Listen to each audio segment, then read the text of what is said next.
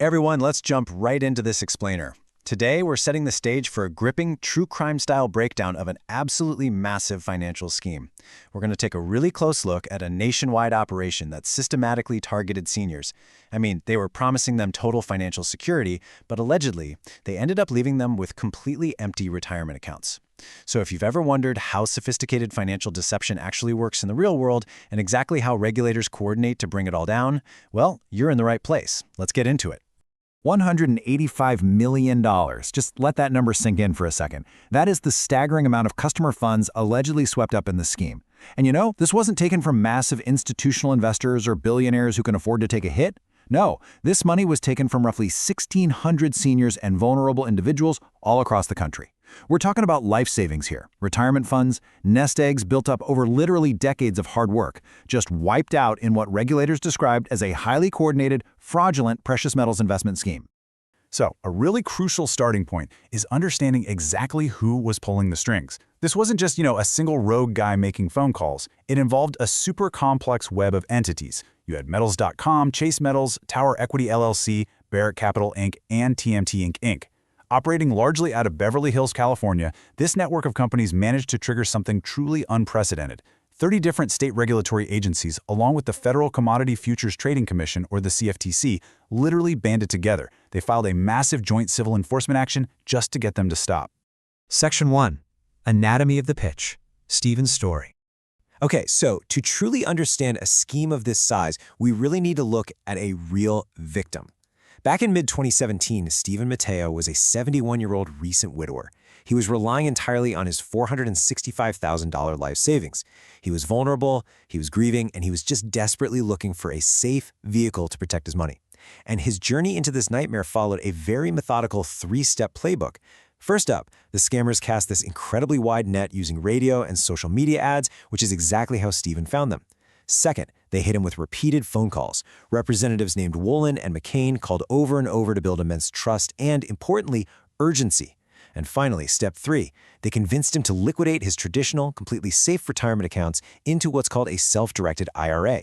This is a type of account that allows alternative, often way riskier investments, all under the false guise of, protecting his wealth from stock market volatility. The whole core of this deception relied on a stark, almost unbelievable contrast between the pitch and the reality. The reps repeatedly assured Stephen that buying precious metals from them was safe, completely risk-free, and inflation-proof. They even promised penalty-free buybacks for no less than what he paid. But the reality? Well, New York Attorney General Letitia James and other regulators uncovered something much darker.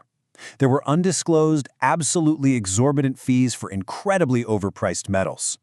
The result wasn't safety at all. It was an instant, devastating financial loss the literal second the transaction was completed.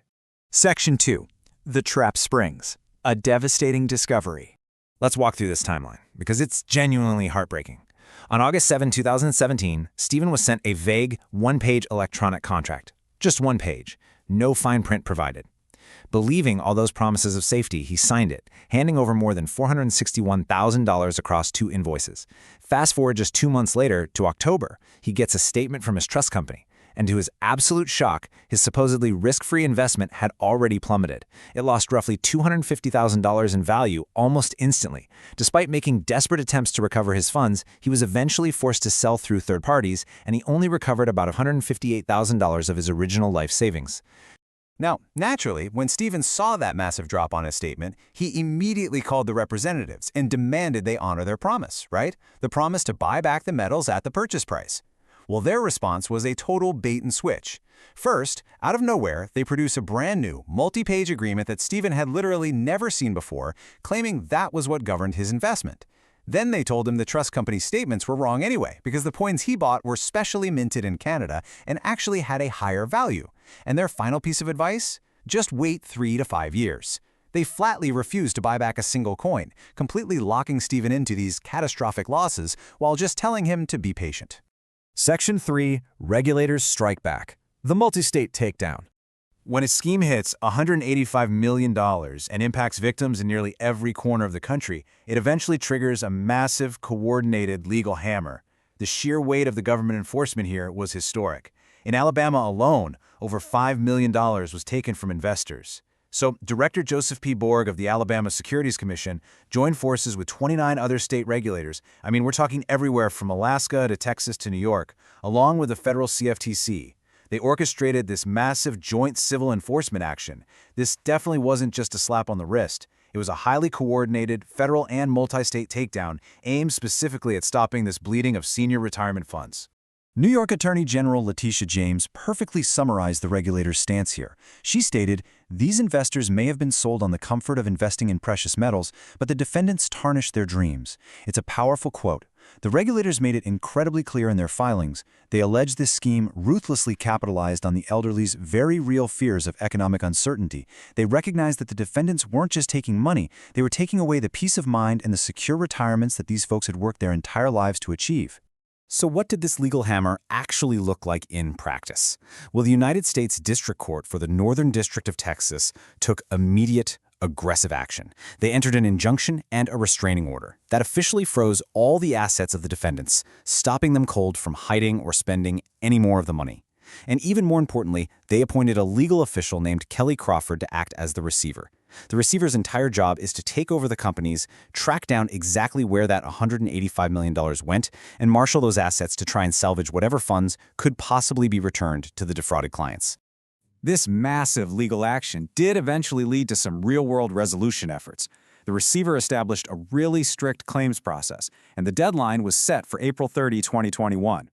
Defrauded clients, folks just like Stephen, had to navigate this whole process, submit their paperwork, and basically just hope for the best.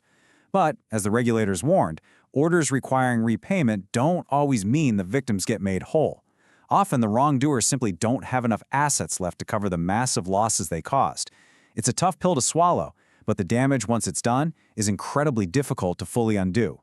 As we wrap up this explainer today, I want to leave you all with a lingering question. Just how secure is the line between a supposedly safe investment pitch and a catastrophic financial trap? Think about it. Stephen Mateo did what he thought was right. He asked questions, he sought safety for his retirement, and yet a simple one-page electronic signature erased a lifetime of savings. This case serves as a really powerful warning about the very real dangers of elder financial abuse and the absolute necessity of doing intense due diligence anytime someone promises you a risk-free way to protect your wealth. Thank you so much for joining me as we mapped out this complex source material. Keep questioning, keep learning, and I'll see you in the next explainer.